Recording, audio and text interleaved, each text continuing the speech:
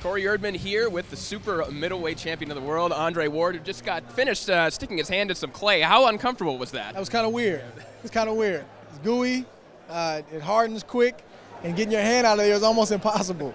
But to know that my fist is going to be alongside many, many other greats who are here today and those that have come before me, it feels good. It feels good to be a part of it. What is this whole experience like for you as someone who's obviously a student of the game, being around these legends and whatnot? How's that been? I'm a kid in a candy store. I mean, this is like I'm a firm believer that you have to pay homage to those who have gone before you. And I'm just around legends all weekend. We're talking, we're having just side conversations about the sport, about the business side, and just about life. Guys that I watched growing up and admired, and now they know me. Like, one of the highlights of this trip is seeing George Foreman for the first time, and this guy breaking down every fight that I've ever had and my background. I mean, he knew me and he understood everything about my career. So those kind of things are just blowing me away this weekend. Now, your fist is going to go in the Hall of Fame, and you will probably wind up here once again. You have to get back in the ring first. How is this going for? I mean, it must be beyond frustrating. I'm sure there's certain things you can't talk about legally, but as a man who has fought his entire life and been tremendously active, what has this whole process been like? I mean, it's tough, but it's again, I'm a student of the game, not just the boxing side, but the business side, and these are the things that happen in the sport, and it's unfortunate. There's obviously a lawsuit going on. Everybody knows about that, and in the interim, I've tried to come to an agreement with the promoter. We can go our separate ways because the relationship is tarnished right now, and you can't get things done of significance when you have those kind of internal problems, and he's just unwilling. But he's still obligated to get me fights, and he's just, in my opinion, unable to produce that. So this is something that, we're going to have a judge look at and make a decision on, and that's what I'm waiting on. But, again, the misconception is that the lawsuit is stopping the fighting, and that's not the case. Right.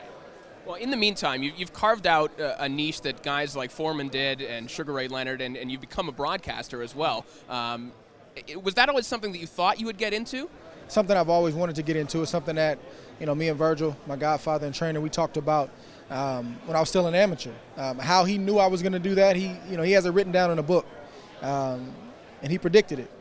And I grew up, and Roy Jones Jr. was one of the first fighters I ever took a liking to, and Roy did it. Roy would do it during training camp, and I just looked and I said, man, if Roy can do it, I can do it, and that's something that I want to do. And now I'm doing it, and I'm doing it on a great network, and I'm doing it at a very high level, and I'm pleased. Do you find that it keeps you sharper as a fighter as well, having to analyze fighters deeply like that and having to look at them? Do you think it helps you as a fighter? 100%, especially during times like this when I'm not fighting, because whether you want to or not, you're forced to keep your mind on the sport. I'm taking mental reps by doing the research and then also having to call a fight, and then it keeps the blood flowing. I mean, you got the best seat in the house when you're broadcasting a fight. And, of course, being around the fans in that kind of atmosphere, too, it just keeps you alive.